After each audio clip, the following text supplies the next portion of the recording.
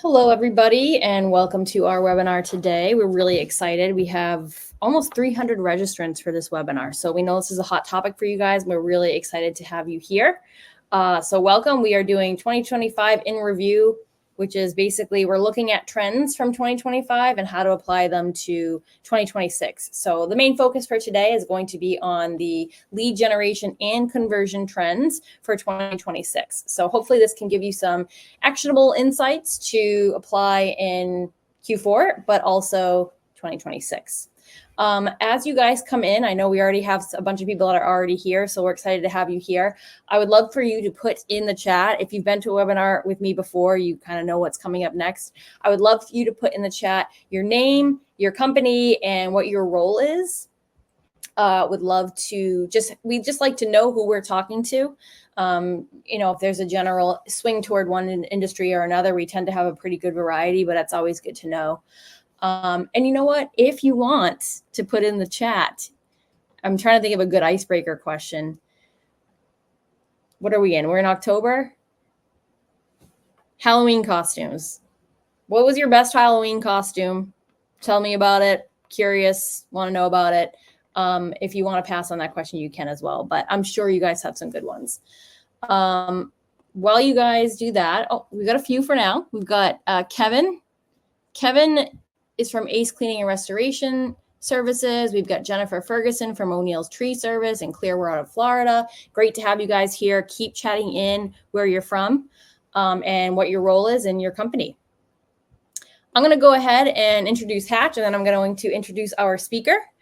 So my name is Kristen McCormick. I'm the head of marketing here at Hatch, and Hatch is a customer contact platform enabling you to scale one-to-one conversion, driving conversations across the customer journey. What the heck does that even mean?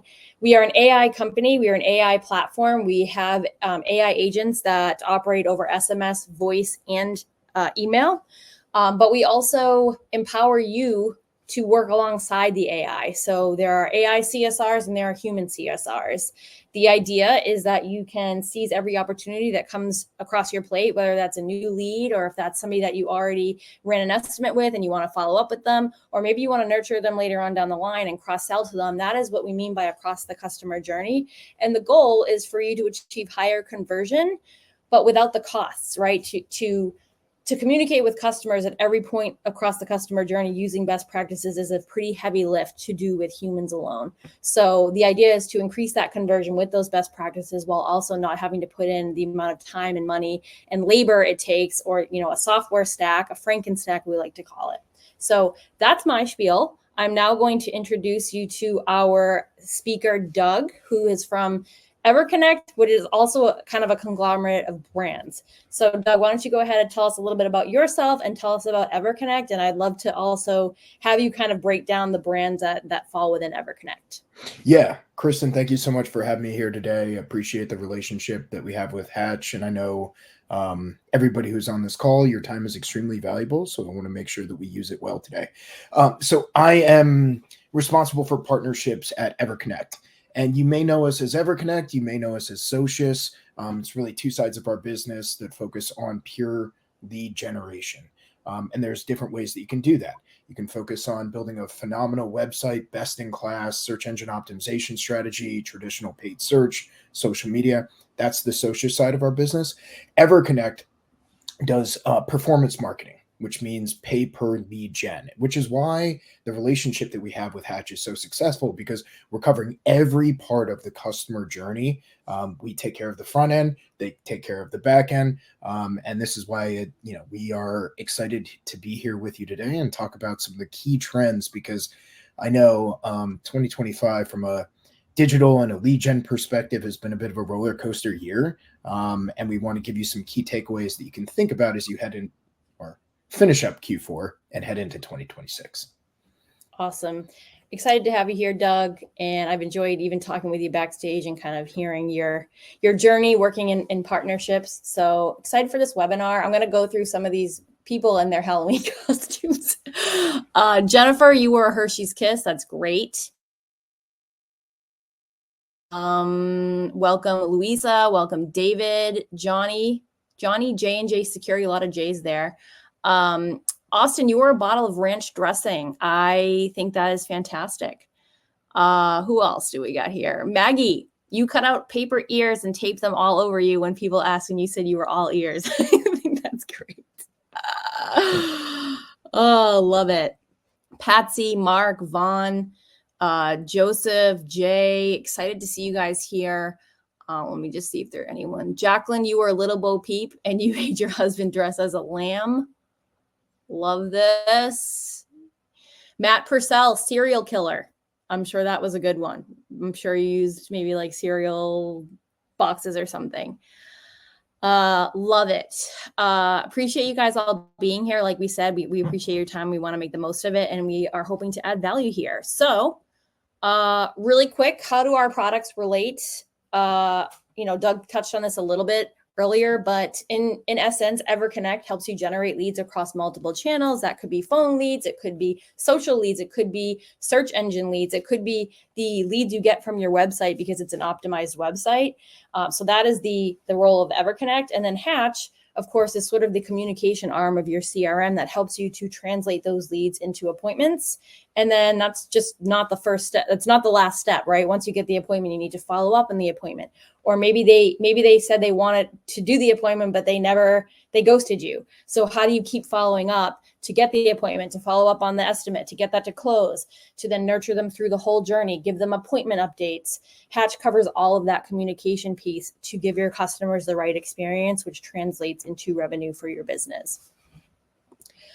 Quick agenda here. So like we said, we're talking about the trends that are going to power 2026. So the quick breakdown here is what does discoverability look like? What did that look like in 2025? What did we learn from that, particularly on search engines? Then we're going to go into AI SEO, which is like AI SEO, or there's GPT SEO, whatever you want to call it, but we know that consumers are now using a different source to get information. So what does that look like? We're talking about social media's impact on Google. Then we'll shift over to Google LSA. We're going to talk about some changes we've seen in speed to lead, as well as the trends that we've been seeing as we launched our voice product early last year, or this year, sorry.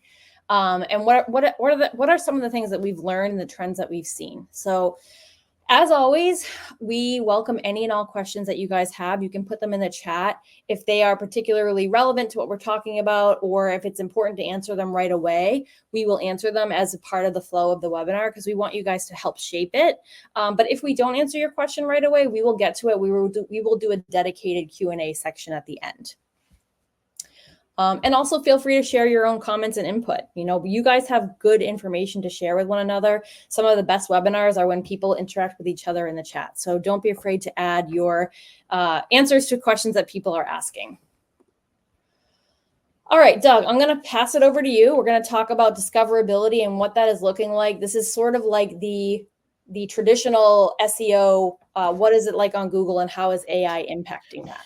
Yeah, that's a great way to describe it. And just to echo what you just said, for everybody here, if all you're doing is listening to me and Kristen chat back and forth for the next 30 or 45 minutes, that would be disappointing. So please send your questions in as we go through a lot of these topics. So long word, right? Discoverability. I tripped over it. Yeah, no, it's don't worry. I've done that many times myself.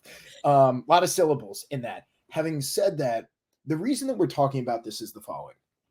And I've been in this space for 15 years now, and I've seen, 15 years ago, all you needed to do on Google to rank well and grow your business was to have a Google business profile and generate reviews. And 10 years ago, all you needed to do was produce some good content and you would rank well organically and you would show up higher and your business would grow. 5 years ago, social media, maybe more like 6 or 7, became one of the leading indicators of your ability to succeed online. But the reality is this: the way that AI search has impacted what businesses are doing, and the fact that Google has been reducing the number of organic results that they show for any given search phrase, particularly local services that many of you are providing, means that you have to take a more holistic approach to what you're doing to be found online. And I'm sure some of you might be in your car listening to this call now, but for those of you that are watching this live, I highly recommend that you zoom in on this image. There's sort of 5 pillars to this. One is traditional search, one is AI search, one is social media, one is vertical directories, and the last one is video content. For the past 3 to 4 years, all you really needed to do was focus on content, focus on some social media content, and then focus on video. But what we have seen impact search results as we've gone forward, and particularly over the past 12 months, is you have to diversify your holistic approach to your online presence in order to show up higher in Google and in order to show up in AI search results. And I'm going to talk a little bit more about this on the next slide. But the key thing is this: there is no silver bullet anymore. There's no one thing that any business owner can do to show up highly on Google. Everything matters that you do today, and making sure that you're factoring in all 5 of these things in the image that we have here is critical for your ability to grow in 2026 and beyond. One of the biggest questions that we get regularly is, how do I show up in AI results, right? Because a lot of consumers are now going to ChatGPT, or they're going straight to Google, and AI search results in Google are now coming up even above the paid results about 20% of the time, which is significant. So what I want to make sure everybody is aware of is that you need to focus. Don't give up traditional SEO. A lot of people are saying SEO is dead. That is not true. Google is changing their search results. That's not true. Google has a vested interest in driving search traffic to Google. It's how they make their money. Google is never going to steer away from traditional organic results. What they are doing is shrinking the amount of search results that they show organically, which simply means that the real estate that you're able to achieve becomes more and more valuable when you're able to get on page 1 of Google. That means strong content. That means continuing to create videos on YouTube. And listen, I get it. You're running a business. Creating videos on YouTube is the last thing you need to deal with when you have an unhappy customer or you're just trying to go from day to day here. But I'm not saying that your video content has to be, it doesn't have to cost you $10,000 or $20,000 to produce a professional video. Authentic and consistent are the 2 keys to producing quality video content and quality social media content. Even if that's a quick in-person iPhone video with a customer that had a great experience with you, make sure that you continue to produce content across these search engines because it's going to impact your ability to show up on Google. One of the biggest things that we've seen is vertical directories have had a huge impact in businesses being found. And this is what discoverability is all about. It's about being found across multiple channels. So making sure that you probably buy product from different manufacturers, and those manufacturers have a listing of the customers that they work with. Make sure that you are being listed, that's got accurate information about your business, your website, your address, your phone number. Signing up for online directories is pretty much table stakes these days, but make sure that you at least once a month, here's my quick takeaway on this: go search for your business by name. Don't search for what you do. Search for your business by name. Look up the results that come up on page 1 of Google. Is your phone number right? Is your address right? Is your website correct? Do your reviews look good? It's critical that you actually do this work, because I can't tell you how many people that we talk to on a regular basis that go search for themselves online. They see a listing out there, and it turns out that the phone number doesn't actually go to their business anymore. So little stuff like that has a huge impact in your ability to become more discoverable across all the different platforms that you're on. Incorporating AISO, which I'll talk about a little bit more in the next slide, and then maximizing your reach with Meta's index, which has been happening more recently over the past couple of months. These are all things that are going to lead to more success in 2026, because the market is going to shrink. The amount of real estate on Google is going to shrink. And that means that you really need to stay on top of this. A lot of times we talk to contractors, and when they're not sure about what the economic outlook looks like, they tend to pull back on their marketing budget. I see Kristen nodding her head here because I'm sure you guys hear this as well. That actually presents an opportunity for you as a business owner when your competitors cut back on their marketing budget to gain more market share more quickly. So I just want you to have an optimistic view of how you become more discoverable in 2026 to grow your business. Yep. Yeah, you make some really good points here, Doug. And there was a few things that I wanted to respond to. First of all, you make a really good point about Google may be reducing the information that they share on the results page, but they are still referencing a back end database. So that is like the websites, that's the directories, that is the YouTube. Like, so just because that content is not appearing does not mean Google is not referencing it. So when he uses that term holistic, it's like these one channels, like your SEO, your website, your YouTube videos, your reviews, your Google business profile, no one channel or entity is more important than the other. Google actually, the algorithm is so advanced, it's actually trained to look across multiple sources and also see what are the discrepancies. So the more consistent, like he said, the more consistent it is, the more Google will trust it. And the other part of that is the directory listings. This is huge. Like Doug said, you go on there and you see some of your information is inaccurate. Now, in some ways you can't avoid this, right? Like listings proliferate. Directories steal from each other all the time. So you'll have listings for your company that you never created. And that's not your fault. That's beyond your control. But what you can do is know the core entities, your Facebook listing, your Google business profile, your Yelp, all of those key ones that you have control over. Claim those, make sure they're accurate, and create a reminder for yourself every quarter to make sure that they are up to date with very specific things. Like instead of, like, if it says ST instead of street, make sure it says ST across all the ones. Because again, Google is looking at that consistency. Yeah, great points. And I mean, the reality is that many of you, if you're working with a partner or an agency who's helping you with this now, just have conversations with them about this. Just make sure they're on top of it. If they are, wonderful. If they're not, maybe it's time for you to have a different conversation with them. Yep. And I want to quickly turn to the chat here. So Matthew Felsenthal said, how relevant will Google be in the future? Many industry experts say more and more search is being driven by OpenAI and similar platforms. I think what we just talked about sort of covers that, Matthew, because we know that like OpenAI is still referring, you can see even now, once it gives you an answer, it's still referring to a web page. It still has to have something to refer to. And Doug, I'll welcome your input on this as well. Bob, you had a good, I don't know if this is like, this is actually, no, you misspoke. People are turning to chat. Yes, Matthew, people are turning to chat over Google, but they still are referring to the same back-end database. So the more clear you can make your information on your website, the more clear AI or ChatGPT can know like what to reference. And then Bob said, actually, go ahead, Doug. I saw you ready to chime in. No. I want to hear Bob's question. Please go ahead. No, you go first, and then I'll bring in Bob's point. Okay. It's a little separate. All I was going to say is that it's a great question about how relevant Google is going to be as we go forward. Google still accounts for 90% of all searches that occur. 90%.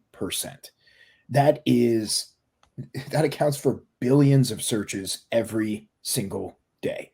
A lot of what, and the other individuals point about, yes, some people are turning more to OpenAI when they search for things like that, but OpenAI search results are based off of the information that it gleans and pulls in from Google and other search engines. So there's I don't want to say healthy, but there's a relationship of information being passed back and forth between these groups. Google makes most of their money on data and on advertising. So Google has a vested interest in continuing to be the dominant force. Actually, there was a major Supreme Court case a couple months ago that provided Google with some extra protection that not everybody expected them to receive coming out of that result. So Google's not going anywhere, is the short answer. The way that Google and some of these other AI companies like OpenAI continue to operate means that they're going to be passing information back and forth as much as they possibly can. So I would not worry about Google going away. But like I said before, I've been doing this for 15 years. Google changes every year or two dramatically. This is certainly one of the biggest changes that we've seen over the past 10 years. But the reality is they want people to keep coming back to Google to search so that they can get money from advertisers and they can provide consumers with good experiences. So Google's not going anywhere. Good question, though. Yep, totally. And one other thing on that is, like, I get caught being like, Google's dead, because I use ChatGPT now almost entirely. But also you have to remember that everybody on this webinar, like, we do represent a certain part of the population. You got to remember, like, the elder community that is like, they may not even be searching on Google. They're probably calling companies, but they're not inclined to use ChatGPT. There are definitely subsets of the population. And, even 10 years ago, maybe even 5 years ago, it was like, people knew, we know that Google has like 98% of the market share, but that doesn't mean that Bing wasn't a place to advertise on. You still have billions of people using Bing and DuckDuckGo and things like that. So it's definitely still a viable option. Bob, I'm going to address your comment, which I think is great. And then Candace, we'll probably come back to yours because it's a little bit more tactical, and we'll absolutely come back to it. Bob says that the search is not being driven by companies, it's being driven by consumers. Watch where consumers are searching and be there.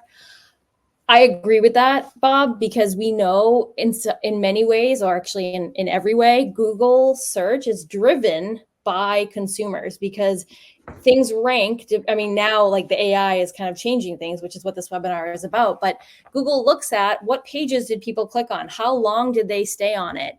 Did they go to other pages on that website? So Google, like Doug is saying, is really, they have a vested interest in people using their platform. So of course, what they're going to do is cater results to what is most popular. And that is being driven by the algorithm saying, okay, based on these behavioral metrics, these are the pages that are providing the most value. Yeah. And focusing on local search really there, Bob, is the key, right? Optimizing your business for local search, the towns and cities you serve, the communities that you work in. That was true 10 years ago, and that's still true to this day. Yep, totally. All right, we'll move on to the next one. Candace, it's confusing. There's actually a Q&A tab. If you guys see in your interface, there's a Q&A tab. So if you see your question disappear in this chat, it's because I've moved it to that tab, and that will allow us to make sure that we cover these after this. So I will move to that. I will move your question to that, as well as yours, David. All right, AISO, Doug. Side note, guys, when we were putting together this deck, for some reason I was like, what is this? Is that also like, is that a lower? Yeah. I don't know what, I couldn't wrap my mind around it, but don't worry, guys, I'm here. And Doug, I'll let you take it away now. I actually I've heard this before. I want to call it also because that's just easier than AISO. But yes, this is the acronym that we use to refer to AI search optimization. You may hear things like GEO or AEO, but at the end of the day, the purpose of this slide is to describe to you the relevance that AI search results are going to have for your business and how we get you as business owners to start to show up in these results. So the first metric I have here is that 60% of all searches are zero click today. What does that mean? That means if I were to go to Google and say, I'm looking for the best siding company near me, and I get AI results that come up there, I'm not clicking on any result because I got a business name, I got information about that company, I got information about where they serve, and I picked up the phone and called them, generally speaking. So you're seeing a lot more searches that are not directly leading to clicks. I don't want everybody to worry about that. That's actually the most important thing that you can do is focus on strategies to get yourself to rank in AI search results as you head into 2026. But I know we're doing some polls here, but if anybody wants to chat in, have you searched for the services that you provide locally in towns and cities you want to come up in? And is anybody showing up in the AI search results yet? I'd be curious to hear feedback on that, Kristen, if you want to monitor the responses there. So as we go into next year, there are some simple things that you can do in order to help you show up in AI search results. The first is llms.txt. This is a simple piece of code that you can add to your website that makes it more indexable from an AI search perspective to help you show up. So one key takeaway from our conversation, go back to your agency, go back to your website provider, make sure that they install that on your site because it helps you show up a little bit higher, or ideally gets you more recognized by the AI search results within Google. We talked about vertical directory. So a couple of the brands that we have under our umbrella, some of you may be familiar with Best Pick Reports and 5-star rated, but these are physical print books that go to homeowners in some of the larger markets in the US, but we also have a digital end of that business. Now, what we have seen is that an increase in vertical directories for any business, whether it's with Best Pick reports or multiple other sources, tends to get you found higher in Google AI search results. Because if you go to AI search results, there's a little link at the bottom. Most people don't go to this, but it says sources. And those sources are often driven by vertical based directories. So make sure that you are a part of as many directories as you possibly can be, because that's going to increase the likelihood that you actually show up in AI results. Tracking prompts in reporting. So there's lots of different ways for you to pay attention to the progress that you have, the same way that we always used to track keywords, and we still do this as a company here at Socius and EverConnect, but making sure that you're tracking prompts to see the progress that you have when it comes to your ranking higher in AI results. This is critical as you head into next year.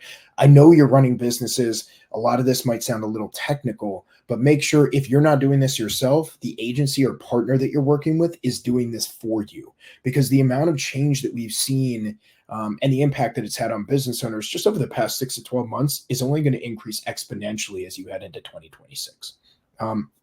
Content creation continues to be essential. Don't give up on traditional SEO tactics just because Google's shrinking their search results a little bit. It actually makes it more important now than ever before. And reviews still matter. I mean, this should be obvious, but I think it's actually worth stating. Make sure that you continue to drive reviews consistently. That has an outsized impact on your ranking and your ability to show up in AI results. But we have seen more and more consumers going straight to AI results, and it's critical that you're paying attention to that. Yep. I'll also say that, I was doing heavy SEO in my last company, and we had a really high domain rating. I mean, we weren't a service company, we were a software company, and we were very we had a really big lead engine based on driving traffic to our website from educational content. And we had a very serious SEO strategy, and every time there was an algorithm update, it was like, oh, what should, and we educated people on SEO, and people are like, what should we do about this algorithm update? And it's like, nothing. Just keep doing the best practices, because the algorithm updates are designed to continue surfacing the highest quality content, the most accurate content, the most what's the word? It's not integritous. I don't know if there's a word, but it's the highest integrity content. So again, these are really good things to know, but Doug keeps talking about the best practices that have been around for so long. And even just providing a good experience is the first step in getting good reviews. Yeah. And we keep hearing people say SEO is dead. Kristen, SEO is not dead. It's not. And it's not going anywhere, but I really like the way that you said that. The best practices that applied 10 years ago and 5 years ago and 2 years ago and last year still apply today. It's just about being consistent and authentic with what you do and making sure that you're adapting for new trends and changes. That's all. For sure. There is a question here. We do have some people that searched for their results on an AI engine. Some people had good results, some people did not. Maggie she did get people that she did get results that included her company. Michelle was not happy with her absence from that list. Fred, I'm going to move your question to the Q&A section. And then John, examples of vertical directories would just be those really specific. Some of them are industry specific. And Doug, you can give more examples too, but there are some that are like Angie. That's a lot of different verticals, but it's geared toward home services and home improvement. We've got Angie, Thumbtack, Modernize. There's the Google Business Profile. There are some specific industry specific directories. So Doug, I don't know if you want to add in there as well. Yeah, no, you touched on a lot of them. I mean, Yelp, services like Yext. I'm not promoting either of those. I'm just saying that they are, as you pointed out earlier, those are websites that have a high what's called domain authority. And the higher the domain authority associated with the website, if they're linking back to you, the more strength that you get as a source from that site. But I would think about the simple free ones. You can pay a third party to do this for you, but who are your manufacturers? Are you a part of local community groups? Are you a part of your local chamber of commerce? Are you a member of an association? These are things that you want to make sure that you have linking back to your website, because it's free and it's easy to do. So that's that's the simplest answer there. Yep, exactly. Okay, great. All right, let's move on to the next one. Yeah, and I want to be mindful of time. So and give you plenty of time as well, Kristen. But one of the things that we saw this year, I talked a little bit before about 15 years ago, you had a Google business profile, you got good reviews, you'd show up high on Google. 10 years ago, you did some basic content optimization, you would rank well, your business would grow. And 5, 6 years ago, social started to have an outsized impact. What we saw in July of this year is that there was an update from Meta where information started and content started to be passed back and forth more consistently between Facebook and Instagram and Google and the other search engines. And what you might have seen, and I'm sure there are some of you on this call that were like, oh my God, July, yes, why did my rankings go up, or why did they tank, or how did this impact me? But the floodgates have been open between social platforms and Google. And the most important thing for you to know is that the consistency with which you post on social platforms now has become even more important than it was a couple of years ago. So like I mentioned before, consistent and authentic. What does consistent mean? It doesn't mean you have to post every day. It doesn't even mean you have to post every week. It means that when you do post, let's say you put something out there once every 2 weeks, stay consistent with the content that you're putting out there. It doesn't need to be professionally edited or augmented or anything like that, but talk about your business, talk about your customers, talk about your employees, but be authentic in the content that you're putting out there and make sure that you're referencing the areas that you provide services in. If you can get a customer on a quick 30-second testimonial, put that video on Facebook or Instagram, and then link back to your website, my God, I can't tell you how impactful that is from an AI search result perspective. So make sure that you're doing simple things like that. Or even easier than that, your Google business profile is technically a social platform. It's free to post on your GBP page. Take a review that you got from a customer, turn that into an image, put some text on there from the actual review, and post that on your Google business profile. Google wants you to engage with their platforms. But we're going to see this continue to increase as you head into next year. So most often what we hear as an agency from a social perspective is, I've got somebody in-house that does this, or man, I've been meaning to get to that, but I have no actual time to do it. Just be realistic with yourself, okay? You're running a business. If you can't do this yourself, find somebody to help you. I'm trying to be polite here, but just because your niece or nephew graduated from college and they have a Facebook or an Instagram account does not make them a social media expert, okay? That doesn't mean that they know how to help your business grow online. Please, people, I've heard this for so long. I'm kidding, half kidding. But make sure that you actually know that you've got somebody in place that has a strategy behind what they're doing when it comes to this. But yeah, like I said before, when was the last time you took a look at your own Facebook or Instagram or YouTube page? If you haven't done it in the past month, I highly recommend that you do so, because that's where consumers, particularly younger consumers, are going, not even to search for you, but when they hear about you via word of mouth or otherwise, the first place they're going to go is your website, and then they're going to look up your reviews, and they're going to check out your Instagram page or your Facebook page or your YouTube page. Totally. And, like Doug said, it doesn't have to be perfect content. We always forget that we're subject matter experts. Sometimes I'm like your everyday knowledge is not everyday knowledge to people. So if you got on and did it like a selfie video of here are 2 tips for your furnace, or here's 3 things that you should know for a tune-up or something, or in the remodeling space, here's how to detect X, Y, and Z. Easy content, stuff that is just second nature to you, but it's actually valuable information. And you just post that regularly. It doesn't have to be perfect, but that consistent giving of valuable information, Google will pick up on that. Cool. Bonus tip. Yeah, this was a key one, Doug. I want you to call this out too. Yeah. We always talk about this in Q4, even though I think the conversation should be happening throughout the year. If you buy product from different manufacturers or distributors, odds are pretty good that you are eligible, I should say, for co-op funds. This might be if you do windows, your window manufacturer, roofing, siding. Co-op funds are available all across the board. There are so many companies that do not take advantage of these co-op funds that they get, and it's free money. Lots of times they use it for truck reps. Sometimes they use it for company swag, both of which are fine.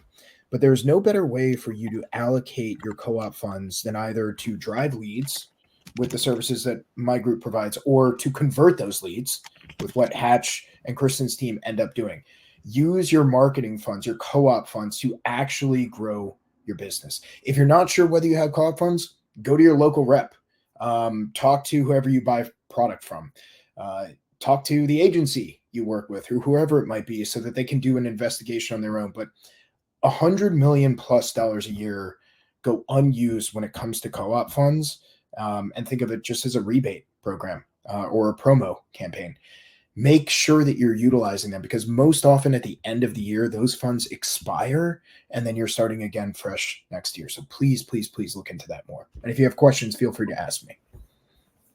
Yeah. And as a reminder, guys, this recording of this webinar will go out to you automatically within an hour once we're finished.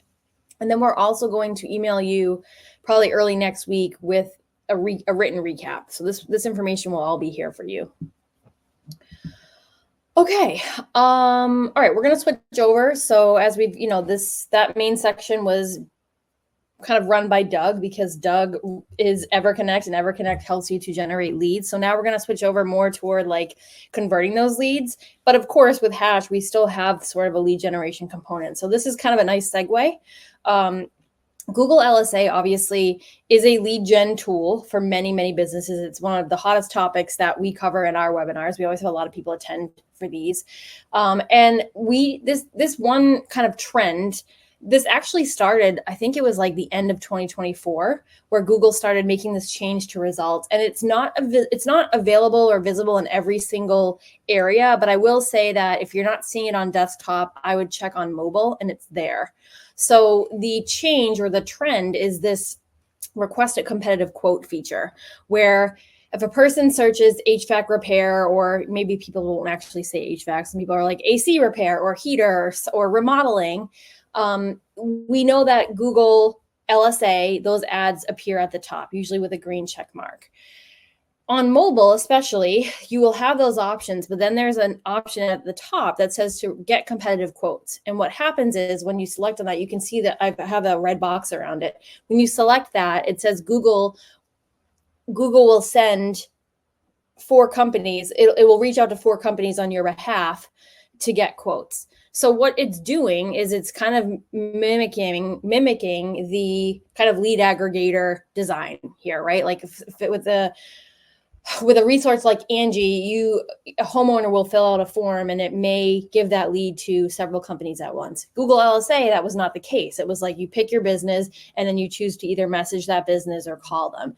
This option is basically saying, hey, you fill out one form and we'll send this to 4 companies.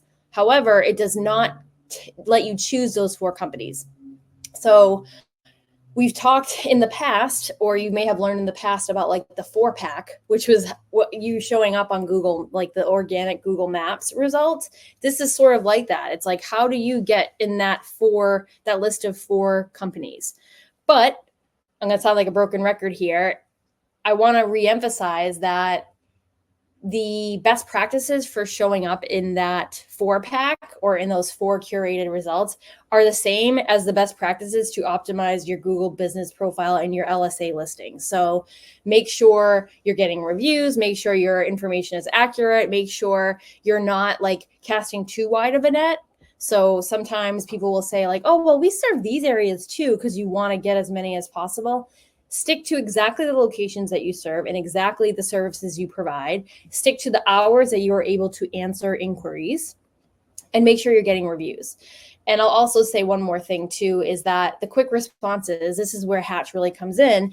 Google LSA was an integration that we enabled. It may have been a year ago. It was one of our, long awaited integrations. So the way that it works, this is how Hatch works with other lead sources as well. So if Hatch natively integrates with your lead sources. So when a lead comes in, it goes right into Hatch rather than going into your CRM first.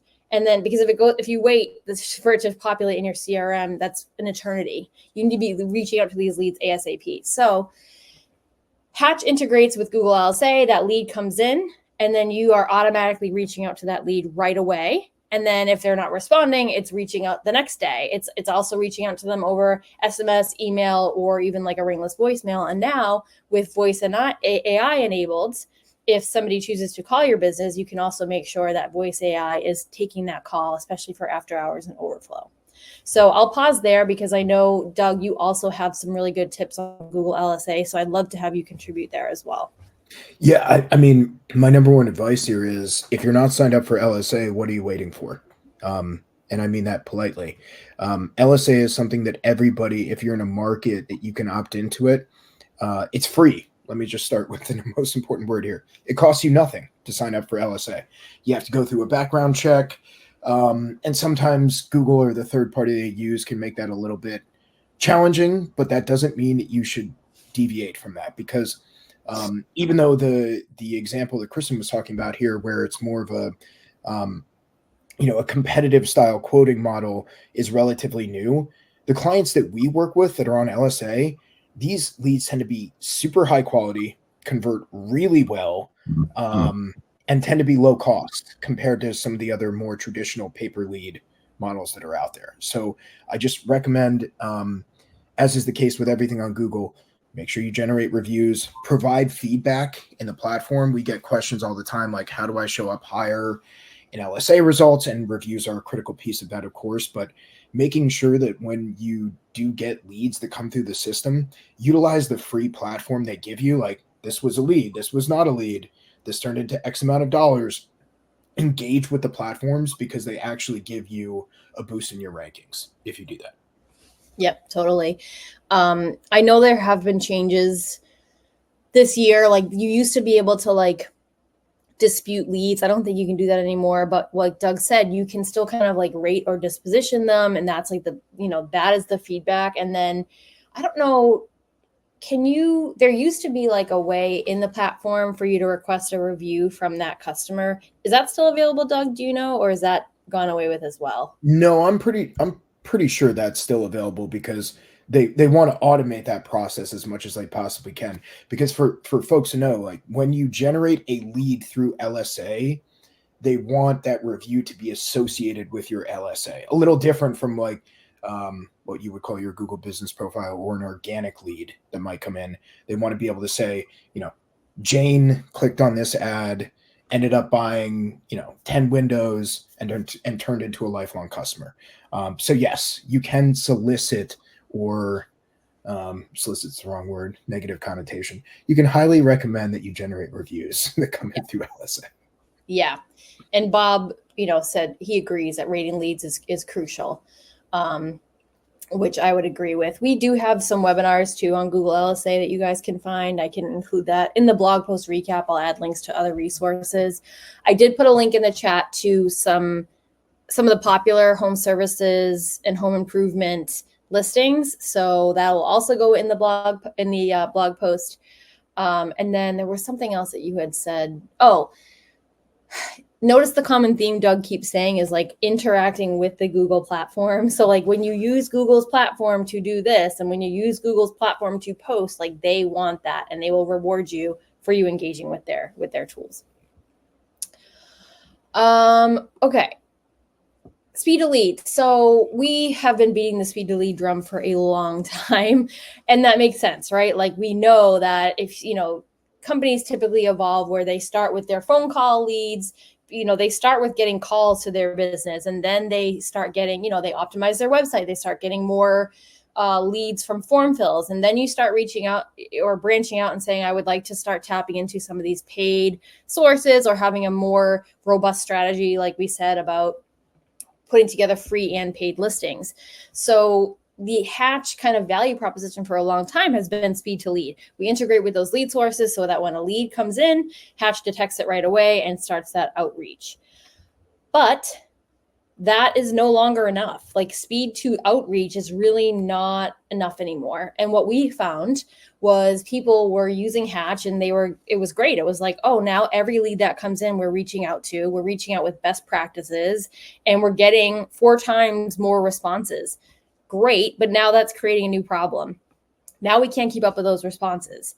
And the Hatch platform is obviously designed to manage that communication, but you still, when you get that kind of influx in, because you are quadrupling your response rate without quadrupling your team. So when those responses come in, we found that a lot of people they had a lot of big backlog and they couldn't translate those responses into appointments and revenue.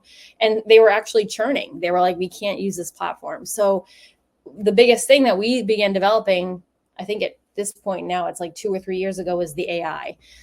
So our AI agents, when a customer responds, the Hatch outreach goes out and it's like, hey, we saw that you filled out a form, and it pings them in a tasteful way, but it pings them until they respond. And then when they respond, the AI agent steps in. So, you think about it, you're pinging them over and over again. They respond, let's say after hours or when you've stepped away from your desk, and then there's nothing. It's like, well, what?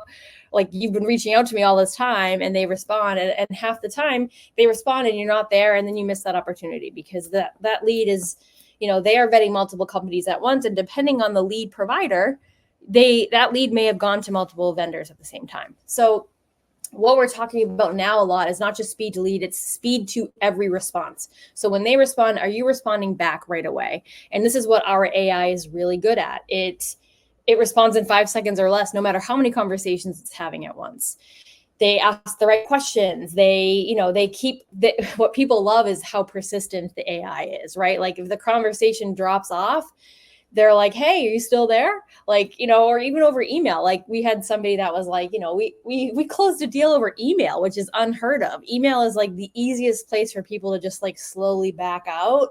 And this AI just kept being like, hey, just checking in on that. Just check it. And like it got the person to eventually close. So the theme here is not just speed to lead, it's speed to every response, and it's speed to the completed conversation. What is it going to take to get that person to continue engaging with you to set the appointment? So that's like one of the biggest themes that we've been dealing with this past year. Yeah, if I can jump in there, I was just going to say this is why our partnership is so perfectly set up, right? Because we are focused on driving leads to your business, and there's different ways that we do that.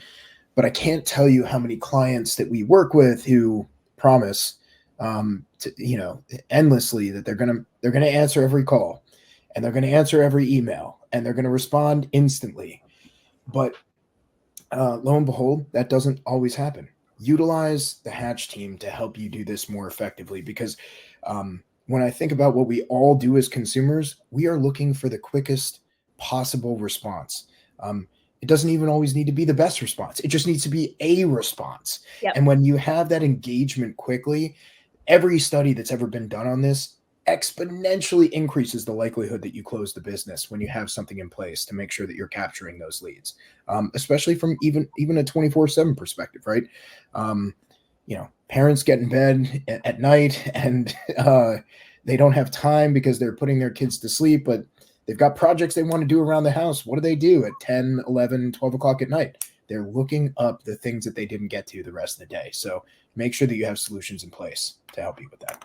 Totally. And, that kind of is a nice segue to the next point that I'm going to make. But even if you don't have an answer, so the AI, our AI agents, whether it's over phone or email or SMS, they can set appointments, and they do. Sometimes they can't. Sometimes it's a more complex scenario, but we get so much feedback from customers being like, even if the AI doesn't set the appointment, even if the appointment isn't like exactly on the calendar, when the customer knows they're being taken care of, if the AI is like, hey, I'm going to connect you with somebody, or like, all right, I've collected especially on voice. They're like, I've collected your information. I know you want this and that, and we're going to have a rep call you within a few hours or something like that.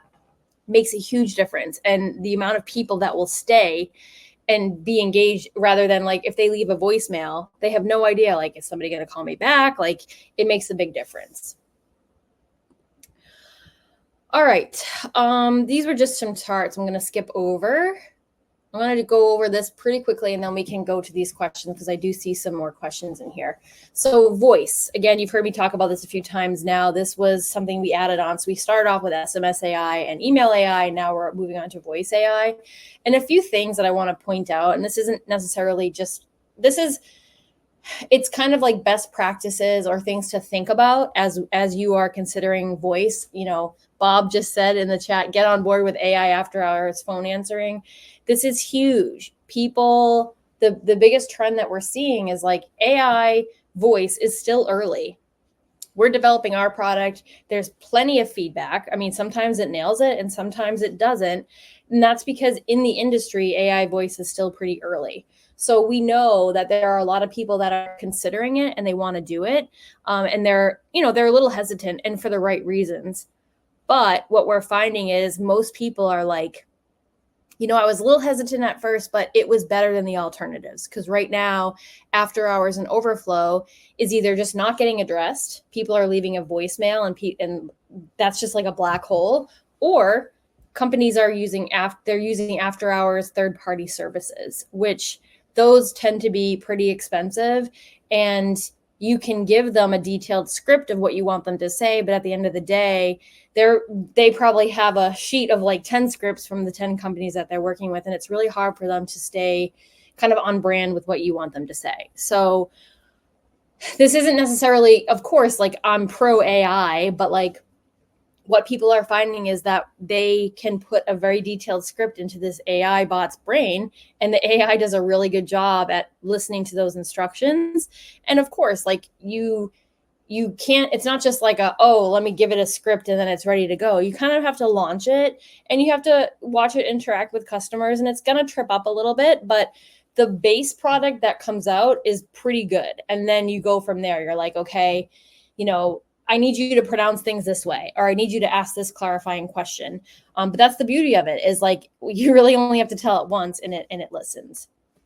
And then I'm going to give you one more pattern and then, a few action items. So the other pattern or observation is that voice is just more complex, right? Like we have AI text messaging and email bots that they are used for very specific campaigns and triggers. So if you have Hatch integrated with your CRM and your lead sources, it's like, okay, this is our speed to lead bot. This is our estimate follow-up bot. So they're very specialized in what they do, and you can kind of look at their individual performance. When it comes to inbound phone call answering, that could be a number of use cases. Sometimes it's a spam caller. Sometimes it's like a vendor. Sometimes it's somebody wanting to cancel or confirm an appointment. Sometimes they're calling back because you called to confirm the appointment and they needed to call back and say yes.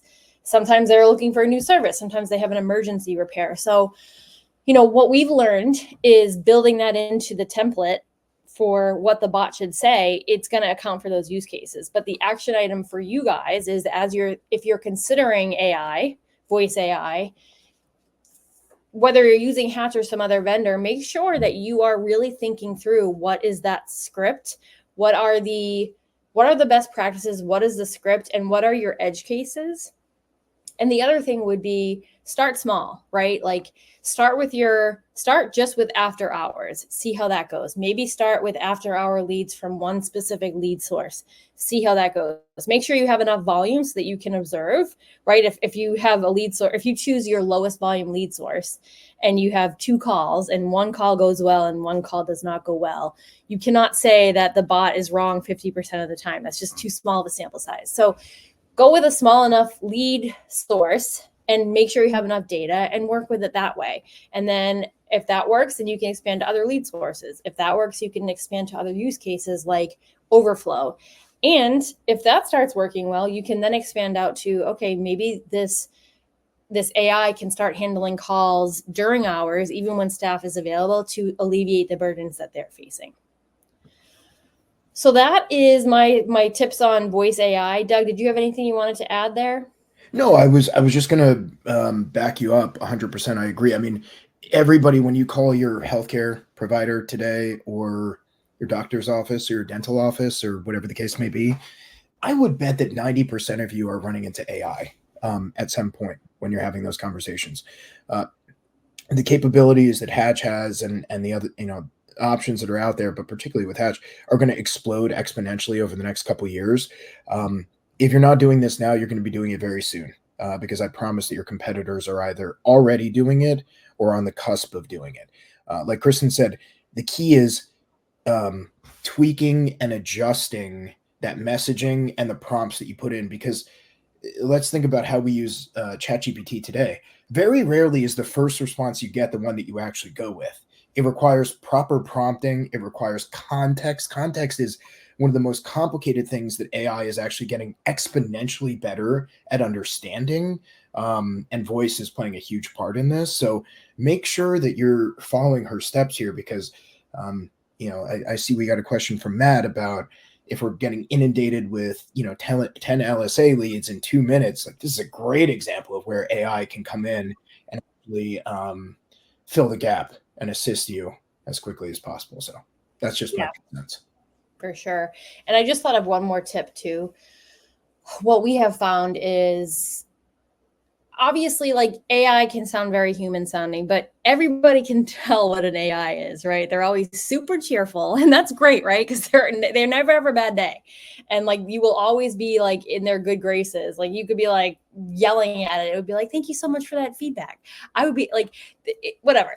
Either way, you can kind of tell when it's an AI. But what we have found is when you adjust the greeting to say like, "Hi, I'm so and so, and I'm I'm a virtual assistant, or I'm an AI assistant that can help with 3 short things. I can help you to set an appointment and get you taken care of, or I can transfer you."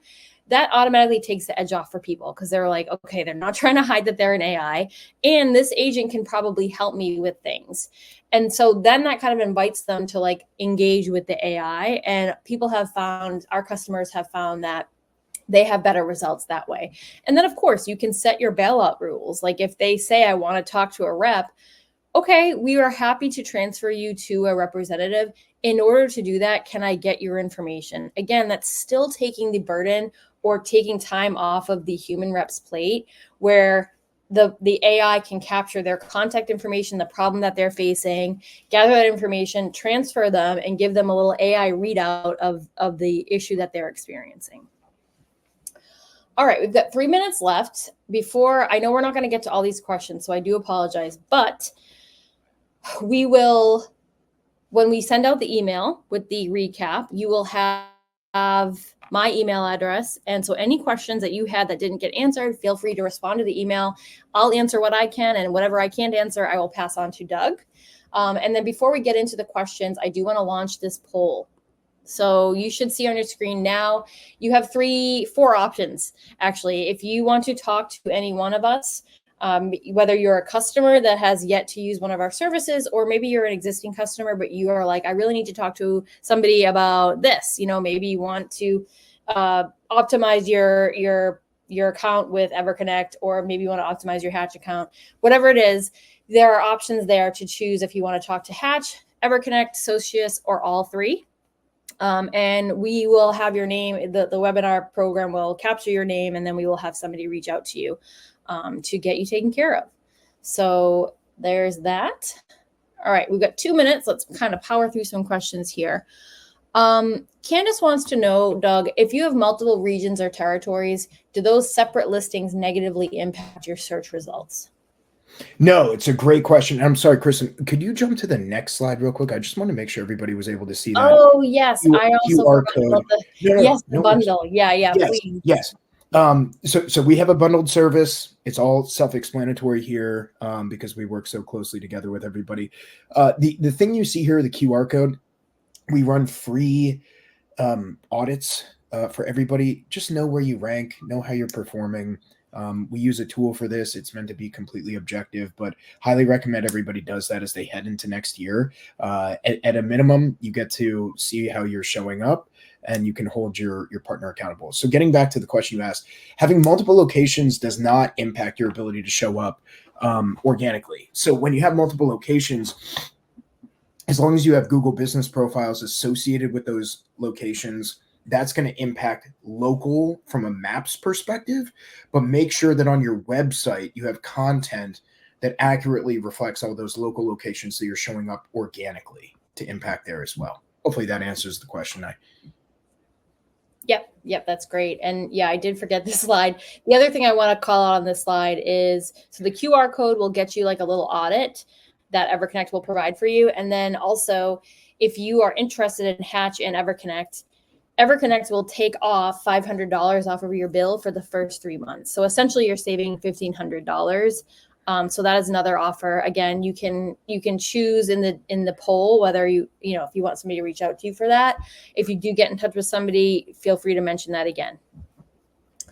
All right, Doug, do we have time for one more question? Of course. Okay. Let's see.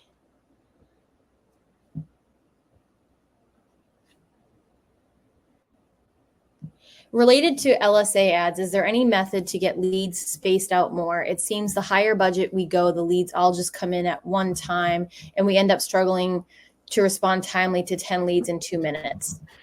Yeah, that was the thing I was talking about earlier. I mean, Matt, the challenge with that is you can change your LSA preference based on time of day. And obviously you can increase your budget, and some of that is just simply supply and demand, right? When the leads are going to come in, they're going to come in. My recommendation is pay close attention to the trends of when those lead influxes are actually coming in so that you can staff around that, or ideally use Hatch to assist you in handling that additional lead flow that comes your way. But one of the benefits of LSA is you can turn it on and turn it off. But like we were talking about earlier, you want to be careful with turning LSA off, because even though Google never says this, if you do turn it off, they might not punish you, but some of the other questions we had were around how do we show up higher, get more leads, and Google wants you to spend money. Google wants you to engage with their platforms. And so it's kind of the same way that Google Ads has been for the past 20 years. They just don't say that part out loud. That's all. Yeah, and correct me if I'm wrong, Doug, but like if you need to turn it off, just lower your budget really low. Don't turn it off, because again, like there's a relearning phase and things like that. So if you have to like do that, turn it off. And then, I mean, if you have to turn it off, just lower your budget. Agreed. Okay, great. All right. I know we had some more questions on here, but we could not get to all of them. We will be doing more webinars like this. I think it will be worth us doing another webinar maybe in January, Doug, for like a new 2026 trends. But we hope this was helpful for you guys. Like we said, the recording will go out in about an hour, and then you'll get a blog post recap too. And you can also ping us with any questions that you have. Doug, thank you so much for your time today. It's been a pleasure, and I look forward to doing more webinars with you. Me too. Thank you, everybody. Really appreciate it. Thanks.